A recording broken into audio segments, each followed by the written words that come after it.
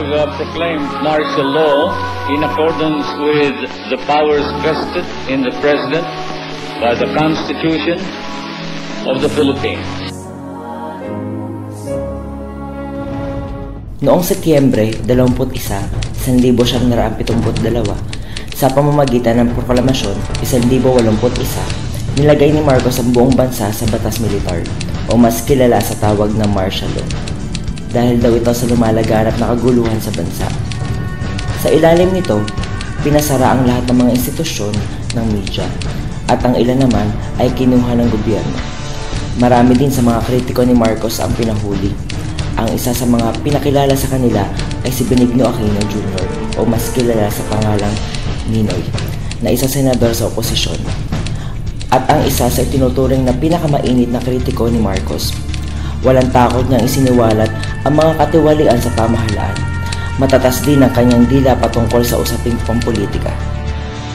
I have asked myself many times, is the Filipino worth suffering or even dying for? Is he not a coward who would not readily yield to any colonizer, be he foreign or homegrown? Is a Filipino more comfortable under an authoritarian leader because he does not want to be burdened with the freedom of choice? Is he unprepared or worse, ill-suited for presidential or parliamentary democracy? Dahil sa kaganapang ito, naging sanhi ito ng kanyang pagkabilanggo. Habang nasa loob ng bilangguan, natuklasan na may malubhang siyang karamdaman at kinailangan ay pagamot sa ibang bansa.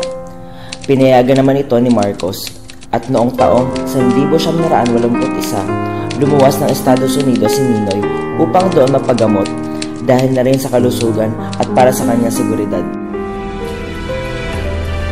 I said, what's wrong with me? You have blocked arteries and you must undergo an emergency triple bypass, otherwise you may die in 6 days to 6 months. I told them, where can I have my operation? Dito lang po, sa heart center. And that's the heart center of Imelda Marcos.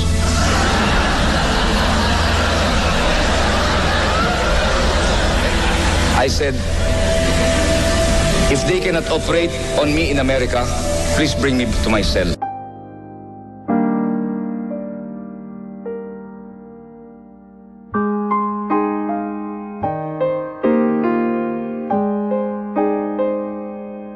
Makalipas ang 3 taon, noong taong 1983, ipinahayag ni Aquino ang kanyang kagustuhan na makabalik sa Pilipinas.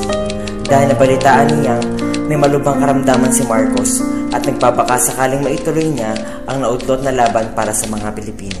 Ngunit marami sa mga kaibigan na taga-suporta niya ang tutol dito.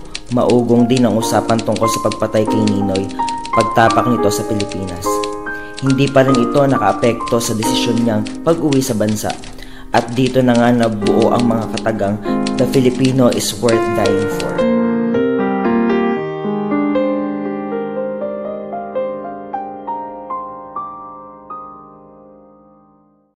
Maraming Pilipino ang nakaabang sa labas ng airport kung saan lalapag ang sinasakyan ang eroplano niya.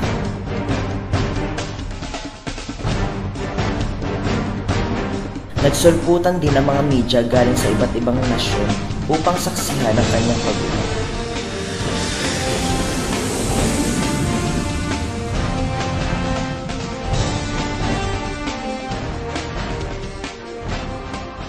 The very fact alone that we can land is victory enough. My feeling is we all have to die sometime. Now, if it's my fate to die by an assassin's bullet, so be it. But I cannot be petrified by inaction or fear of assassination.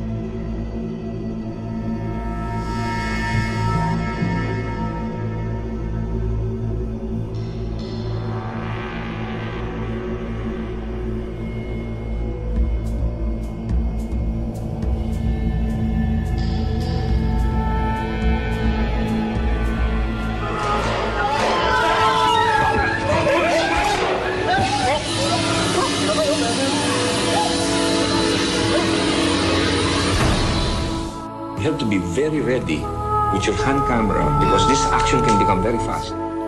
In a matter of 3-4 minutes, it could be all over. And I may not be able to talk to you again after this.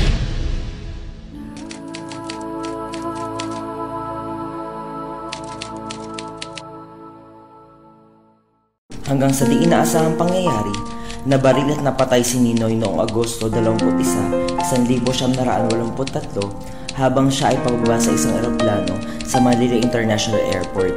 Marami ang hindi makapaniwala, tulala, gulat na gulat at napaluwa ang karamihan ng taga-suporta niya. Nagdulot ito ng malaking gulat sa mga Pilipino. Nakaramihan ay wala ng tiwala sa Administrasyong Marcos. Nagsimula na ring humina ang kalusugan ni Marcos dahil sa karamdaman niyang lupus. Ang nasabing pagpaslang at iba pang suliranin ang nagpalubog sa Pilipinas sa isang krisis pang ekonomiya.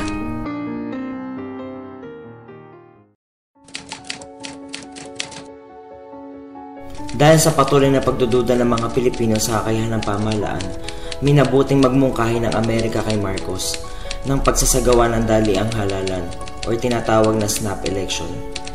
Pinakinggan ni Marcos ang mungkahing ito. Pinagbisa ang biglaang halalan sa pamamagitan ng batas pambansa, isang unimeral na kongreso na kontrolado ng diktador. Tumakbo muli si Marcos sa halalan kasama si Arturo Tolentino bilang kanyang pangalawang presidente. Tumakbo si Corazon Aquino, ang balo ni Ninoy Aquino, matapos ang matinding pakikiusap at suporta ng oposisyon at maging ang taong bayan. Si Salvador Laurel ang naging pangalawang presidente ni Cory.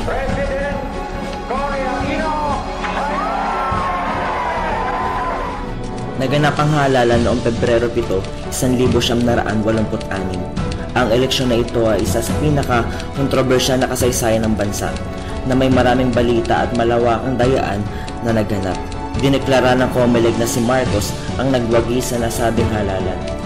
Dahil sa malawakang dayaan sa halalan, nag-walk out ang 29 na computer technician bilang protesta sa sapilitang pagmamanipula ng boto para palitawin si Marcos ang panalo.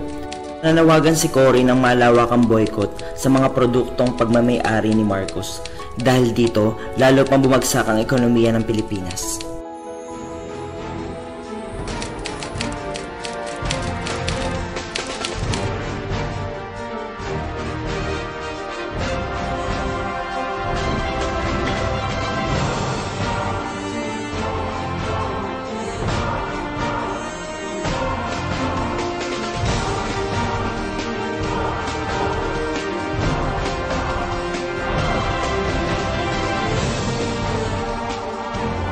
To proclaim Ferdinand E. Marcos as President.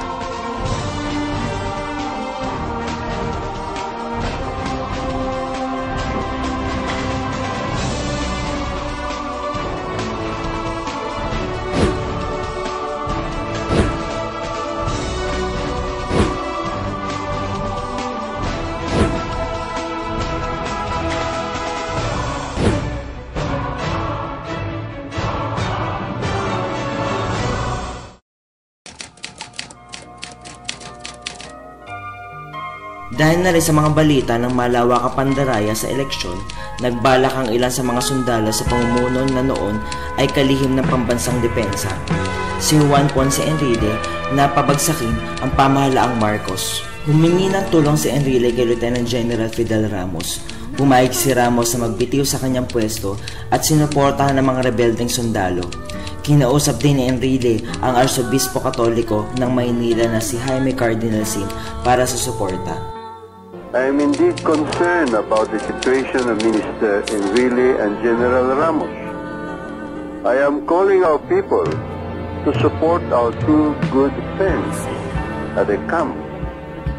If any of you could be around at Camp Aguinaldo to show your solidarity and your support. Nanawagan si Cardinal sa mga taong bayan na pumunta sa EDSA para suportahan ang mga rebeldeng sundalo sa pamamagitan ng iba't ibang bagay na makakatulong sa kanila, tulad ng pagbibigay ng pagkain sa kabila ng kapahamakan na maaari nilang sakitin laban sa puwersa ng gobyerno. Nagpunta ang mga sibilyan, maging ang mga pari at madre sa EDSA. Noong kasagsagan ng revolusyon, tinatayang nasa 1 hanggang 3 milyong katao ang pumunol sa EDSA. Umabot sa 100,000 ang mga tao na walang dalang sandata. Ilan sa kanila ay may dalang rosaryo. Marami namang gumawa ng harong o barikada. Marami ding grupo ang kumanta ng bayan ko. At ito ang naging makabayang awit ng oposisyon. Marami ding tao ang gumamit ng sagisag pangkamay ng laban. I ask Mr. Marcos to step down now so that we can have peaceful transition of the government. I call on our people to rally to come united and come stand in the spirit of people's power and solidarity with General Ramos and Minister Felipe. Thank you.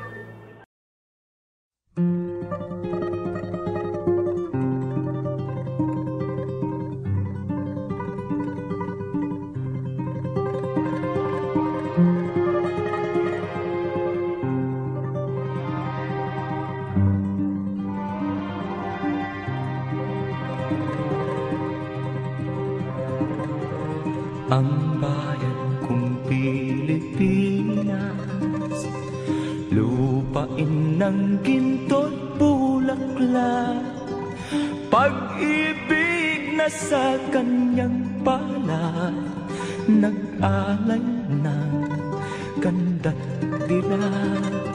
Noong madaling araw ng Pebrero 24, 1986, naganap ang matinding bakbakan sa pagitan ng mga loyalista at mga rebeldeng sundalo.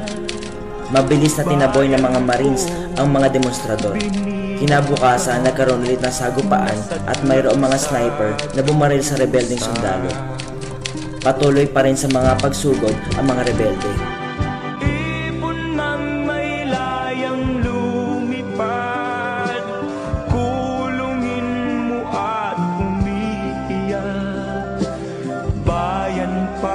Kayang sakdal dila ang di magnasang makaalpas.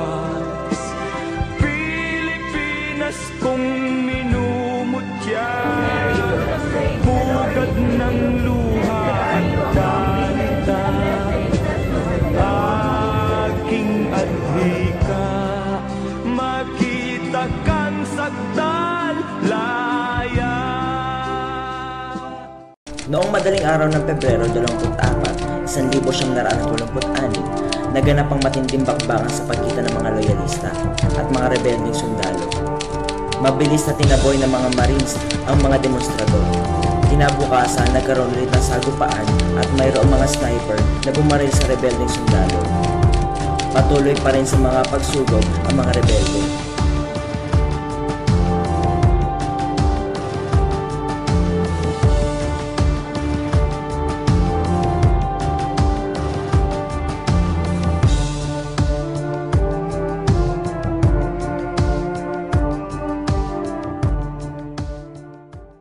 Miya-miya lamang ay nanumpa si Corazon Aquino bilang bagong Pangulo ng Pilipinas. Your oath of office. I, Corazon Cojuangco Aquino, do solemnly swear that I will faithfully and conscientiously fulfill my duties as President of the Philippines, preserve and defend its fundamental law, execute its just law, do justice to every man, and consecrate myself to the service of the nation. So help me God.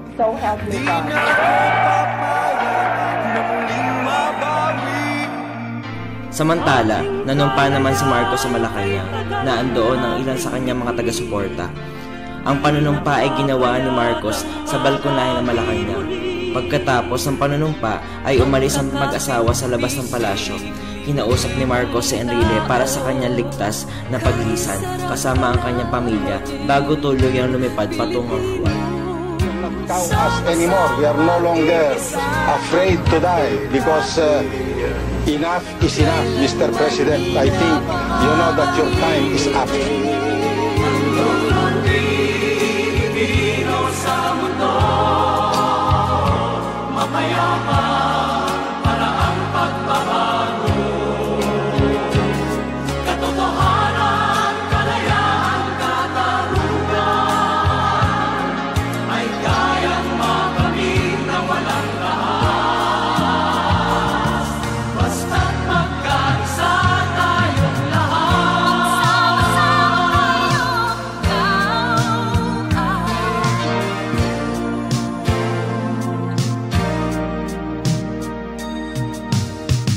sanang nagaganap sa aming bayan. Magkasama ng mahirap. Marami ang nagbunyi sa paglisa ni Marcos. Napusok ng mga demonstrador ang palasyo ng Malacanang, maging ang buong mundo ay nagsaya. Ayon kay Bob Simon, isa sa tagapagbalita ng CBS, isang estasyon sa Amerika, ang nagsabi, "We Americans like to think which taught the Filipinos democracy. Well, tonight are teaching the world." Gusto namin mga Amerikano ang isipin na kami ang nagturo sa Pilipinas ng demokrasya. Ngunit ngayong gabi, tinuruan nila ang buong mundo. Ito ang EDSA People Power Revolution, isang kasaysayan na hindi dapat malimutan ng bawat Pilipino. Pilipinas, mabuhay ka!